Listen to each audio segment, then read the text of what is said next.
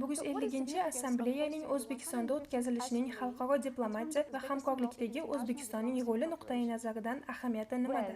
Biz uchun O'zbekistonda assambleyaning o'tkazilishi juda muhim, chunki u barcha mamlakatlar bilan aloqalarni kengaytiradi. Bu juda muvaffaqiyatli assambleya bo'ldi.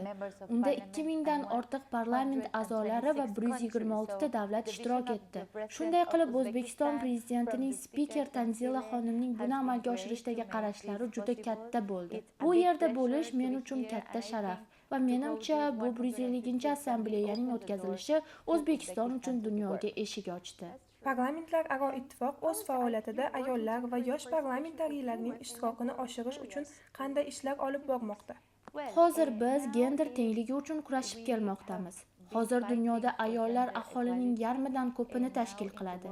Lekin biz parlamentlarning faqat 28% egallaymiz va O'zbekiston bu borada ajoyib ish qilmoqda. Chunki ularda ayollarning vakilligi 40% ga yaqinlashmoqda.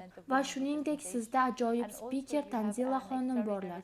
Shunday ekan, hozir parlamentda ayollarni spiker sifatida, partiya rahbari sifatida targ'ib qilishni davom ettirish vaqti keldi. Shunday qilib, menimcha O'zbekiston yaxshi ish qilmoqda. Va biz uchun yoshlar va ayollar sifatida bu assambleya juda muhim, chunki u gender tengligi yo'lida davom etish uchun asos bo'ladi. To'g'ri, demak bu yosh ayollarni bunday tadbirlarda ishtirok etishga va bunday muhim lavozimlarda ularning sonini ko'paytirishga undaydi va rag'batlantiradi. Ha, albatta. Ayollar ishtirok etishi kerak. Ayollar oldinda bo'lishi kerak. Ayollar parlament a'zosi bo'lishi kerak. O'zbekistonda ham, butun dunyoda ham ayollarning vaqti keldi.